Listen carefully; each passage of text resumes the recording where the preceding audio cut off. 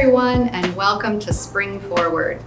My name's Kristen Gietzen, and I'm the president and CEO at Arbor Circle. Thank you for joining us today for this virtual event and helping us celebrate the work of Arbor Circle and recognize our 2021 Spring Forward honoree, Kris Mathis. Thank you to our sponsors and those of you who purchased event kits. You helped to make this event possible and helped to sustain our work throughout the year. 2020 marked a significant change for Arbor Circle.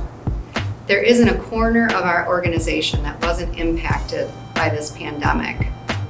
But our staff responded with such grace and resiliency that we were able to continue providing mental health, substance abuse, and family development services to nearly 12,000 individuals and families across West Michigan. We're so proud of our work, and I'm so proud of our staff. At the same time, COVID-19 shone a bright light on the racial, economic, and social disparities and inequities that were seeded long before this pandemic. While we don't know the full impact of COVID-19, we do know that the long-term impact on mental health will be significant. We need our community's support to help us do our part in fostering resilience and helping us unravel the inequities we face. In light of our successes and these challenges, we bring you a conversation between Kris Mathis, our 2021 honoree, and Cole Williams, our featured guest. We first met Kris when he was doing youth leadership work with the city of Grand Rapids. He came to speak to a group of our youth who had graduated from high school in spite of experiencing homelessness.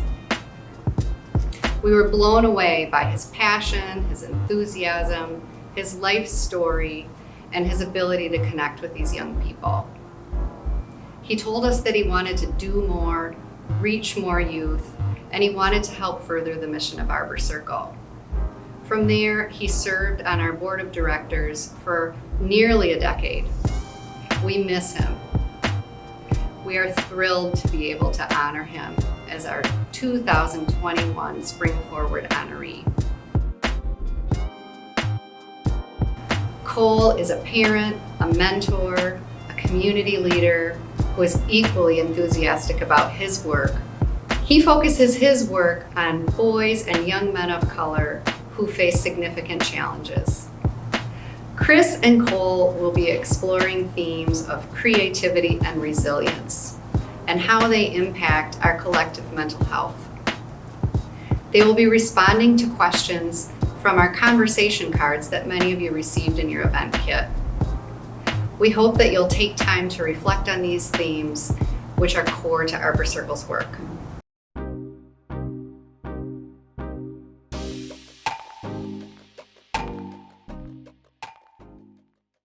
There's layers to that. Yes. I mean, especially when you think about how can others help you. I'm good at helping people. Like, what you need, I got you. But asking for help and calling people. I mean, I can just think of how many times you've said to me, "Hey, Cole, just call me, bro. Just check in." Yeah. And how difficult I think it is as a man to ask for help and even say, yo, I don't know how to do this. Or I'm going through something and I don't know if I can talk to anybody about it, because it's much more easier just to, everybody tells you just do it yourself. Yep. You got this, Cole. You got this. So I've been learning that I got to stop saying I got it when I really don't have it. And I think that's something that I've had to learn how to do. And I've had to be okay with recognizing that I do struggle and I isolate. I'm an isolator. You know me for a while. But I know when to give you space. Yeah. And let you do what you have to do, recharge, and then come back. Yeah. And we reconnect like we never missed a beat. So I see that happening with a lot of men too. Like, I got a lot of friends that are going through stuff and they pull back, they isolate, and then when they're ready, they come back. Yep. Do you think that's something that we just do as men? Is that just natural, or is that just Personally, I think it's tied back to our childhood. I think about the situation, the things that we grew up in, Okay. right? And think about the opportunities and the times where, as kids, as young boys, we've had opportunities to be vulnerable. It's okay to cry. Any of those things. You never do that in front of people. No. You isolate when you do that. Yeah, that's not allowed. Right, exactly. It's never allowed, right? So That's you not allowed. isolate to go and do those things, and then you recharge, and when you recover, you come back like it never happened. Yeah. There you go. So you get that 7-year-old boy that just so happens is still doing that as a 45-year-old man. Same thing, right? Nothing has really changed. But it's those traumas or whatever that individual went through back when, they're still isolated in that same way, even as an adult. Well, I think you just used the key word, trauma. Like, I think Yeah. I think it's a word that we often use a lot. We use trauma a lot, trauma lens, trauma focus. But I don't necessarily think people know to recognize their trauma when their trauma is happening too. Yes. I question if most people of color even understand what true trauma is. I question if we even really understand what does it mean to live with trauma. And what I mean by that is, you experience so much at such a young age, and as you become older, you just become immune to it. You know what I mean? I saw a video not too long ago, man, of a teenager walking home from school, and he's on one side of the street, and across the street from him is a shootout. Like a few guys get to this big fight, all of a sudden guns are firing. He looks and he keeps walking. He never runs, he never flinches, he didn't do anything. He just kept walking. That tells me he is so immune to violence in his community that it has become second nature for him. To not have the typical reaction that the person would have would be to flee, fearful. None of that happened, right? So I have to imagine, or think, how many times has he experienced that? From birth up to his teen years, how many times has he went through that kind of an experience or something related to it that has triggered that kind of a reaction for him? And now he's to a point where it's just a part of life. Well, that makes me think of the mask that we wear. So my son said it well. He said, so Dad, when I get off this porch and leave this house where I feel my safest, you know me and all of my emotional elements. But when I get on these streets, I got to put my mask on. And then that really made me think about how many masks do men of color have to wear to navigate these systems that we operate out of. And I think, man, how many masks do I have to put on a daily basis? How many times I have to smile when I don't feel like smiling, so I seem non-threatening. But now that I have this COVID, the pandemic I have to wear a mask. So then even now I have to somebody said smile with your eyes. I'm like, well, how do you smile with your eyes? So now I'm like, do I need to learn how to smile with my eyes so people aren't threatened when I walk into a space? Do I have to, so I find that it isn't just a trauma. Yeah, man. That's so interesting. Isn't that crazy? That we have to feel that. I feel the same way. Yeah. When I go to a grocery store and to anywhere, I feel that same way. Yeah. There are certain things that we have to do to make sure that we're showing we're not a threat to others. Yeah. Yeah. So when people tell me, when they talk about this idea of, how do I, not the word give back, but how do I ask for help? I don't know how to ask for help. Asking for help it's hard, but I recognize if I don't do the work, and I'll be candid too, I recently started going to therapy. Good. And it was only because it dawned on me that if I want to really help brothers that are saying they need the help, I first have to model what that looks like. Yep. And so I think even us having this conversation today is an important opportunity to start these conversations, because I'm like, we're not represented in spaces where we need to be talking about mental health. That's good. And I think in order for us to be able to do that, we first have to be the first models of that. I'll add one more thing to that, vulnerability. I think one of the most difficult places for me to ask for help is in my marriage. Oh, man. Is in my marriage. I come from an environment where, again, you figure it out, right? You do it your way, you figure it out, whatever that may be. And here I have someone who is there to support me and be my helper when needed, and I still struggle to ask for that support and help, or even to communicate that thing because of the image that I've been told this is what we're supposed to look like. All right, so in my 40 years, this is what I've been told, and now I struggle, and it puts strain in our relationship because of those reasons. Wow. And so it's something I deal with every day, and I've gotten much better, much better, but it's still a fight. It's still a fight to not just communicate those things, but then to actually make the ask on the other side, that this is what I'm in need of. And you take it a layer deeper than that for me, and that ask may not necessarily be something around the house or with the kids. That ask could be emotional support. That right? That ask could simply be, here's what my day was like, and I just need to share it with you without judgment, without anything. I just need to be able to vet it out. Yeah. That's not normal for us to have those kind of conversations. Yeah. And I think it's also not normal for a lot of Black women to hear us communicate that, although that's what they ask for often. I agree. For me, what I've learned that I need someone to actually listen to me. Listen, and we've come to define listening as an act of love. And so recognize that I need you to listen to me without having already a pre-answer prepared for me, without giving me an answer, because at this point, I already know the answer. I just might need you just to hear me. So just let me say it. It might take me a while to get it out. It might not even look like I may not even look like I know what I'm talking about, right? But I just need you to hold space. That's it. I need you to hold space for me to be vulnerable enough to say what's going on. Without judging me. That's it. Yeah. Because if you can do that for me, then I'm gonna feel brave. I think that's another word for me I've been recognizing: safety and bravery. Like, I need you to hold space for that. And it doesn't always feel good when I'm always holding space for others and no one's creating a space for me to do that. I would say, for me, well, first off, let me start prefacing with this. I think one of the most difficult things to be is, come on. I think two of the most difficult things to be is a Black man, but the extra layer to that is a Black man that's a leader in their space. Right? And the reason I say that is because not only as a Black man, we don't have a space to be vulnerable and to share these things, but then you double that layer when you make us a leader. Now we really don't have a space to share these things. Yeah. Right? There's nothing because we're told that this is what we have to be every day, all day. We gotta have all the answers for everybody else, but never have the answers for ourselves. Yep. Right? And so I think for me, one of the challenges I have with that is being a Black man in business, in leadership, in a number of spaces, and never having a place where leadership can go and be vulnerable.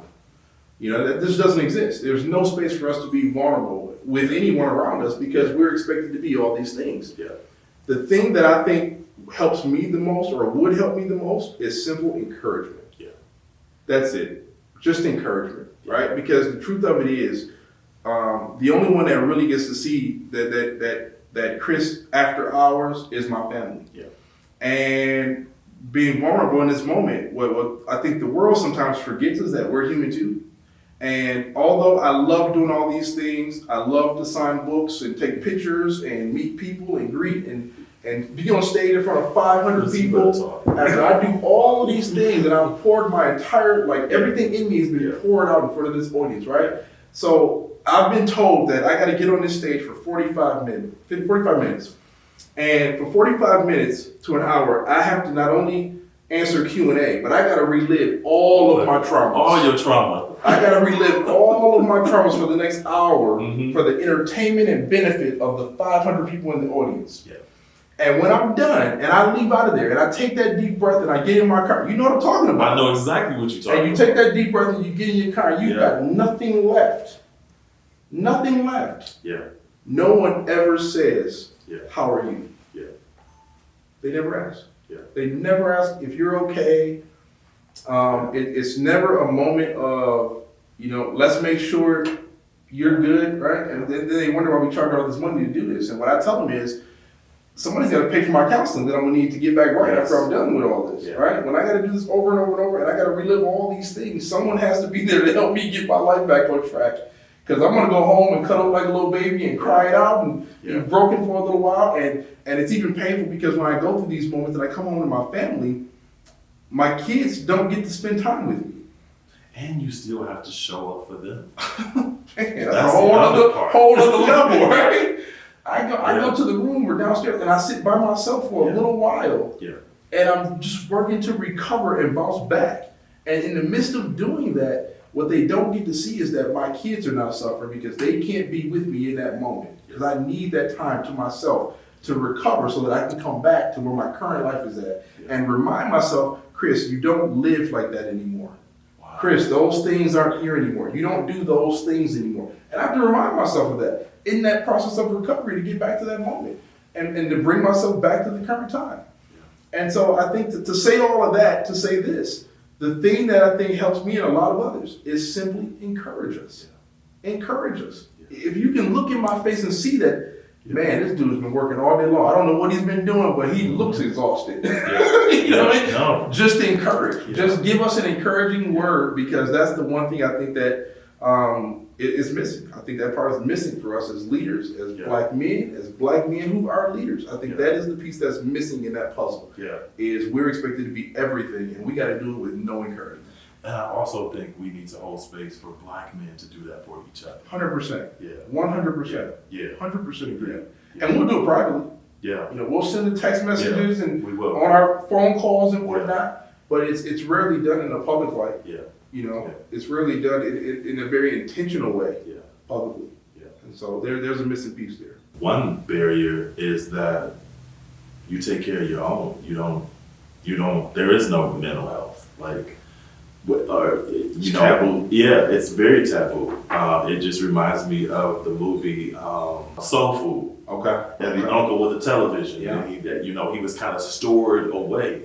And then Everything precious. Yeah. Oh yeah. Oh man, that's a whole nother one. Yeah. That's a whole nother one. Generation of mental health. But you know what? The thing is, I was talking about this, the difference between language, mental illness, mental health. Yes. Right? And so I think the play that comes with even the way that we even describe mental health is can be a barrier. Yeah. I think that if I don't see men of color, if I don't see them in material, if I don't see them on television, if I don't see anybody talking about mental health, then we're not dealing with that. And if I go to people and say, hey, I'm struggling with this, man, drink that up, smoke that up. You know what I'm saying? Get a girl and you'll be cool. You'll be cool. Yeah. So it becomes all these outside forces that are also telling me when I'm thinking about I should be addressing my issues that, bro, you cool. You just need to do this and you'll be fine. But they're giving me prescribed information that doesn't really fit or align with my true mental health concerns and needs. And then when I show up to the agency or organization, there's nobody in there that looks like me. There's no material that says that you even work with people like me. And then every television series that I may have seen or watched tells me that if you show up in these spaces, they're gonna put you on medication or you're gonna be incarcerated. We're not in the commercial. Yeah, no. We're not in the advertisements. None of that. They don't make it to our community. No. They don't have our zip codes on them. No. And of course, we have gotten extremely better now. But I still think there is a lot of work that still needs to be done around how we are providing support and information to Black and brown communities when we talk about mental health. But I think the first thing is I'm noticing is just the barrier of it, the language barrier.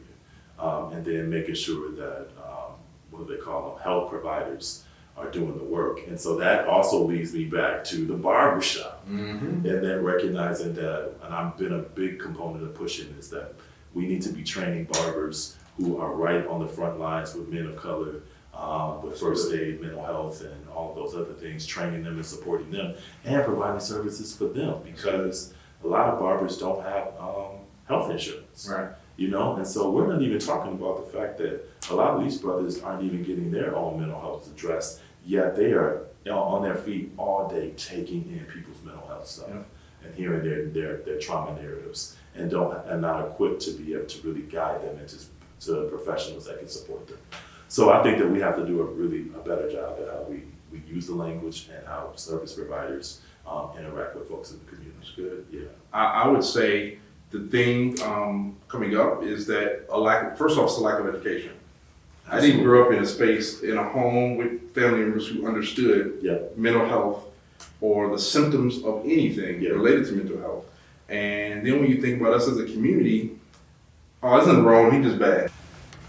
Right? Labeling. Yeah, that's a typical response we get, right? Yeah. Right? Where he's over there bumping his head on the wall and doing all these things that just don't make sense for a child of that age, and that's our response to it. Yeah.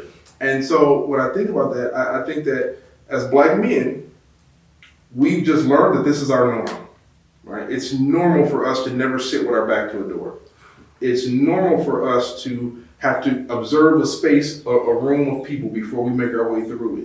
It's normal for us to feel these ways around each other, and feel this sense of anxiety and cautiousness. These have become our norm, when in reality those are symptoms that may or may not, fit in whatever category of mental health. But we don't know, and we don't take the time to get that checked out. And I think for me personally, that's what did, was feeling certain kinds of way, and I didn't understand why in that moment I felt this way. And I didn't know how to explain to my wife how I felt, or why I felt, and I just no understanding of it. And so I ended up going and getting help. And if I can really be vulnerable, I just take the story on how it all happened. So, I was licensed to carry a pistol, and I was at the office one day, and I called my wife as I was leaving the office. She didn't answer the phone.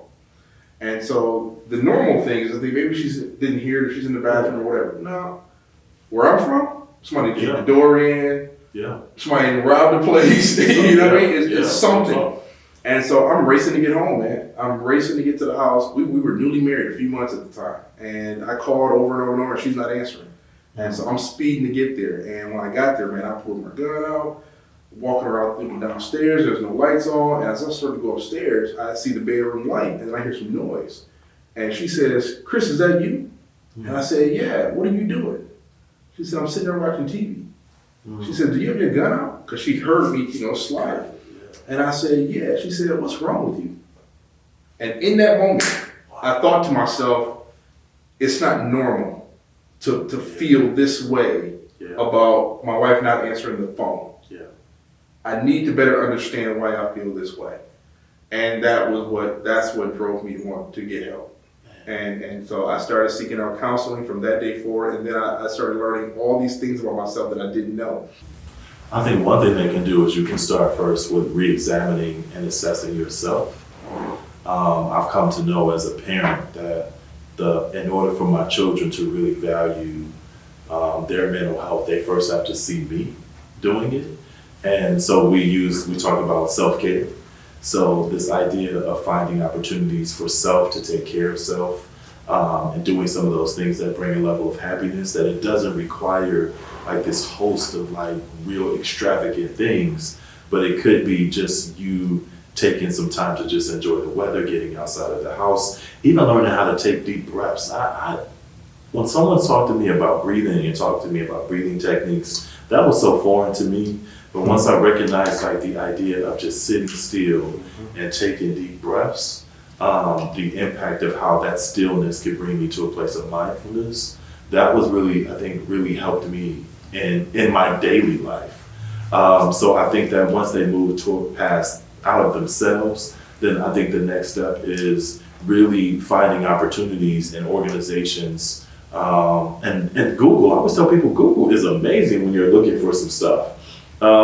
So when you find people that align with mental health and what that means, and find ways to like connect with those kinds of services. I think letting go of labels. I mean, hearing the word crazy, when you hear the word crazy, there's a kind of a negative connotation that comes with that. So I think sometimes we just really have to reframe and flip this stuff on its head and be okay with recognizing it's okay for me to take medication if that's what I need. It's okay for me to practice yoga if that's what I need. It's okay for me to work out, because for some, the best way to relieve some of that stuff with mental health is to get into a gym and work on my physical, so that I can get some of that stuff out of me. So I think it's just recognizing that mental health is an okay conversation to have. We all have it, and I think that's it. Acknowledging that we all have it. Yeah. And then finding ways to make sure that we channel it in the right way and getting the support that we need.